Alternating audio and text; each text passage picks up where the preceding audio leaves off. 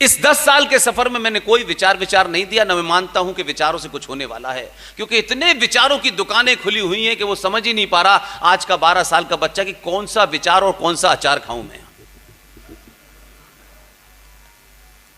आप ये समझते हैं कम से कम 2023 के युवा को, उस बच्चे को जो संचार क्रांति के इस दौर में पैदा हुआ है, आप उस पे अपना विचार, भारी भारी शब्द, बड़े बड़े व्याख्यान उस बच्चे को दे रहे हैं, क्योंकि आपने सत्तू खाया है और जो जिसको बता रहे हैं उसने मैगी खाई है।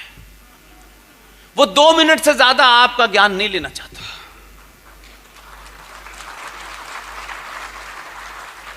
इसलिए आपको अपने स्तर पे नहीं खड़ा होना है कि हम बहुत महान विचारक हैं, हम ही जो कह रहे हैं वो ही सुनो। इस यात्रा में मेरे गुरु, रॉ के पूर्व डायरेक्टर, फौज से निकले colonel RSN Singh, GD Bakshi, Sushil Pandit, professor Kapil Kumar, professor Pavan Sinha, Lalit Ambardar, ये तमाम सारे लोग किसी पार्टी के टिकट की लाइन में नहीं खड़े हैं, देश के किसी संस्थान की अध्यक्षता उन्हें मिल जाए इस लाइन में है ही नहीं। इससे मुझे यह भाव महसूस होता है कि जब आपको किसी से कुछ लेना ही नहीं है तो दुनिया आपको डरा नहीं सकती। कोई ऐसा माई का लाल नहीं है जो खरीद सके। लोग कहते हैं हर एक की कीमत होती है, क्योंकि आप सस्ते में बिकते हैं, इसलिए लोगों ने यह राय बना ली है कि कीमत होती है हर एक की। बहुत लोगों की कीमत ही नहीं है, उन्हें आप खरीद ही नहीं सकते।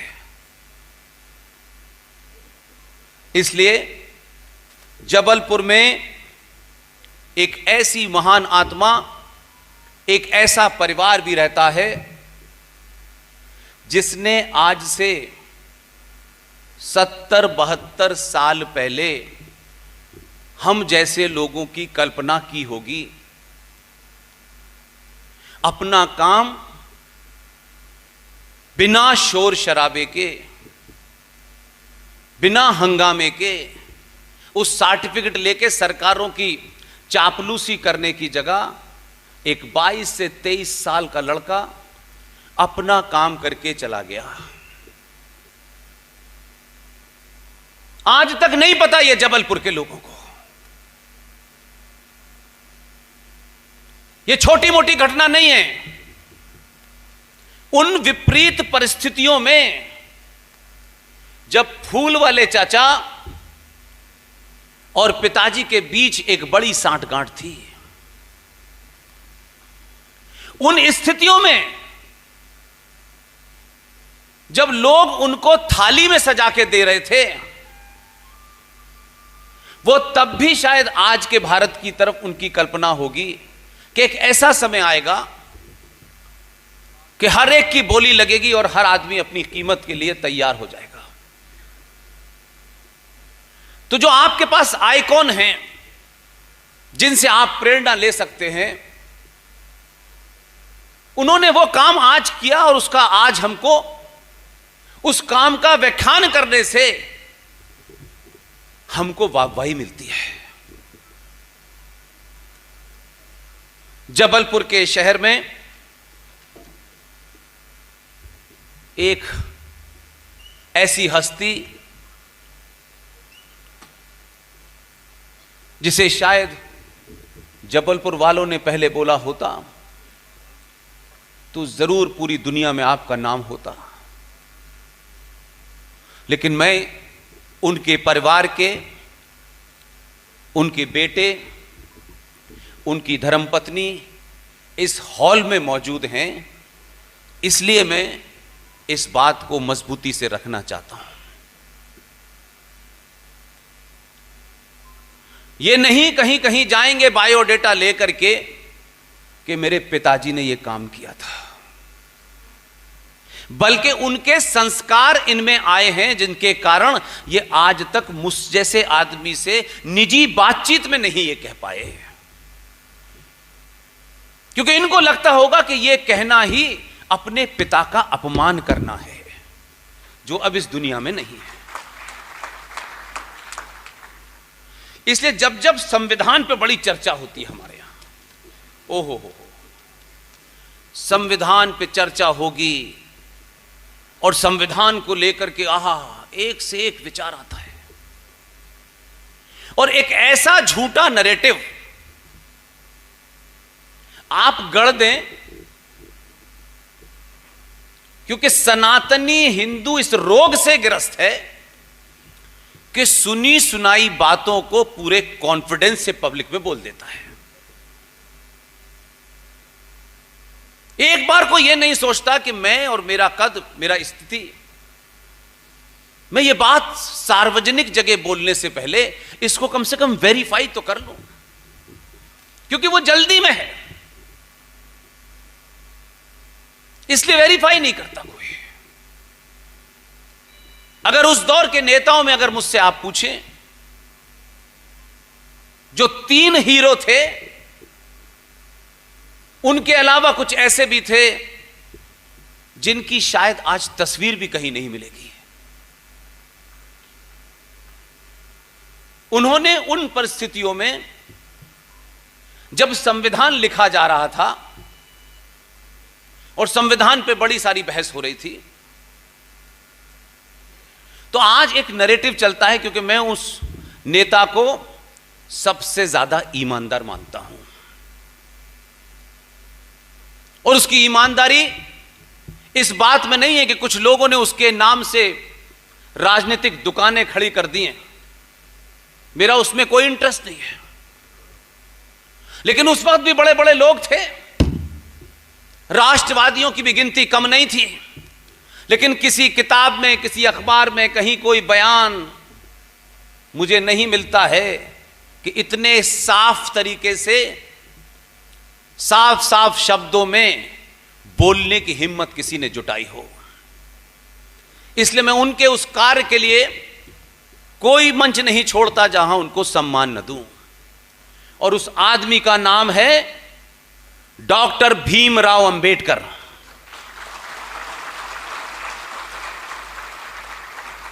जिस बीमारी से आज चर्चा हो रही है, शहर शहर, गांव गांव लोग इससे चिंतित हैं, इस बीमारी के बारे में उस वक्त ऑन रिकॉर्ड है, ये कोई कही सुनी बातचीत नहीं है। वो जान गए थे, इसी को विजनरी कहते हैं, लेकिन जिनकी विजन कहीं और लगी हुई थी, इस देश ने उन्हें विजनरी बता दिया है। उनका जब भी नाम आता है बताया जाता है कि चचा बड़े विजनरी थे। विजन कहां टिकी हुई थी ये किसी को पता नहीं। विजनरी कौन होगा ये 100 साल के बाद तय होता है, तब पता चलता है कि असली विजनरी कौन था। चाटुकारों से ढोल बजवा करके आप महान तो थोड़ी देर के लिए हो सकते हैं, लेकिन इतिहास में जिस दिन सही बात पता चलेगी, चौराहे चौराहे लोग गला पकड़ के पूछेंगे। Doctor B.R. अंबेडकर ने अपनी एक किताब लिखी है। दगेबाजों ने, जिनका बौना कद हो रहा था, जिनकी ठेकेदारी पे सवाल खड़ा हो सकता था, वो किताबी मार्केट से गायब कर दी। लेकिन किताब गायब होने से हम जैसे लोग तो गायब नहीं हुए। इसलिए B.R. अंबेडकर ने अपनी किताब में लिखा है कि भारत का विभाजन मजहब के नाम पे हुआ था। जब तक भारत की धरती पे एक भी मुसलमान है, तब तक यह विभाजन अधूरा है। बड़े बड़े शेर हैं आजकल तो ब्लैक कैट में घूमते हैं, हिम्मत आज भी नहीं है कि यह बात को रिपीट कर सकें, क्योंकि दलाली और दुकानदारी चलानी है। आपको किसी में हिम्मत नहीं है, यह आज नहीं कहने की हिम्मत है। प्रवचन 5-5 घंटे के सुन लीजिए, क्योंकि भ्रमित करना है। इसलिए आप को दुनिया में जितना भी ज्ञान आपने दिया, सिर्फ एक मूल बीमारी है सनातन की। सनातनी की समस्या सिर्फ इतनी है, और ये ऐसा नहीं है कि जिसके लिए आप जिम्मेदार हैं। जिस पीढ़ी ने ये घुट्टी पिलाई है आपको सुबह शाम, पहले पिताजी ने पिलाई, ईश्वर अल्लाह तेरा नाम सबको सम्मति दे भगवान। एक ब्राह्मण ने जो भजन लिखा था उसमें कहीं ईश्वर अल्लाह नहीं था, लेकिन पिताजी को यही अच्छा लगा तो पिताजी ने वो 2 लाइन हटा के ये 2 लाइन डाल दी है। अब पूरा देश यही गा रहा है, ईश्वर अल्लाह तेरो नाम। आपको भ्रमित किया, और उन्होंने इसके चक्कर में जो 47-48 में तय हो जाना चाहिए था, उस बीमारी को 2013 तक हमारे जिम्मे करके चले गए। तो संविधान के निर्माताओं में जब भी बात आती है तो बार बार हम यही सुनते हैं कि बाबा भीमराव अंबेडकर का यह संविधान है।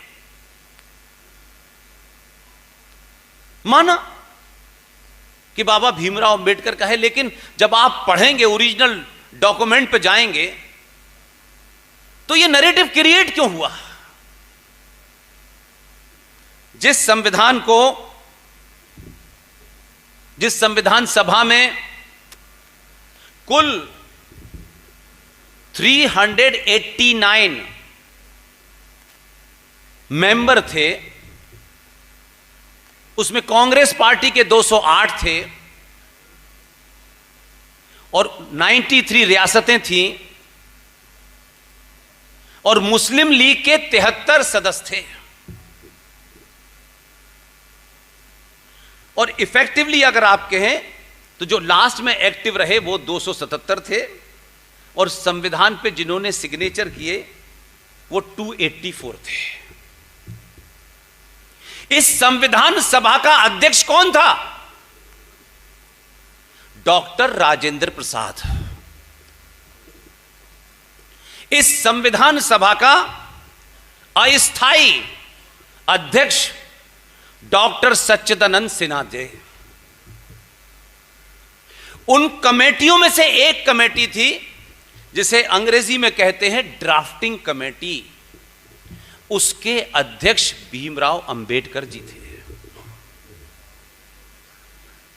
लेकिन इसके बावजूद भी कोई यह नहीं कहता है कि संविधान सभा का अध्यक्ष और दूसरा अध्यक्ष इनके अंडर में बना था अंबेडकर जी के अंडर में। यह चल रहा है, और यह घटना है नवंबर की, 26 नवंबर 1950 को संविधान बना और जिसे आपने आत्मसात किया। ताज्जुब यह है कि किसी ने यह नहीं बताया कि जब यह संविधान बन रहा था 7 सितंबर से, तब इस देश में 6 घटनाएं ऐसी घटी। उन घटनाओं की क्रोनोलॉजी समझेंगे तो जो आज के संविधान में बीमारियां हैं, उस बीमारियों के लिए कौन जिम्मेदार था, इस पे चर्चा तब ज्यादा आपकी समझ में आएगी। जनवरी 1946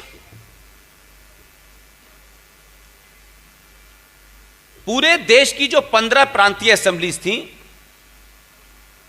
उनका चुनाव होना था, और उन 15 प्रांतीय असेंबलीज की कुल संख्या 1585 थी, जिसमें से 492 सीटें मुसलमानों के लिए रिजर्व थीं। यह 1946 की घटना है। यह बार बार मैं इस पे एम्फेसिस इसलिए कर रहा हूं कि जो उस समय के महामूर्ख थे वो 23 मार्च 1940 की उस घटना का जिक्र करने से भूल जाते हैं या बताना नहीं चाहते। 23 मार्च 1940 को अखंड भारत के उस शहर में जो भगवान राम के पुत्र लव और कुश के नाम पे रखा हुआ है, उस लाहौर में मुस्लिम लीग की मीटिंग हुई 23 मार्च 1940 को।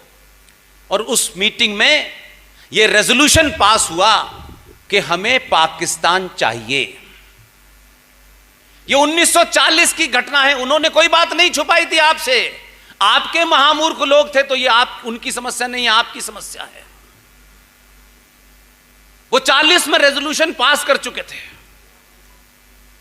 लेकिन 1946 जनवरी में जब प्रांतीय असेंबलियों के चुनाव हुए, जिसमें 492 सीटें मुसलमानों के लिए रिजर्व थी, मुस्लिम लीग ने का चुनाव का नारा था हर कीमत पे लेंगे पाकिस्तान, मर मर के लेंगे पाकिस्तान। आप चले जाइए आर्काइव में, कुछ ऐसा नहीं है कि जो मेरे पास है आपके पास नहीं।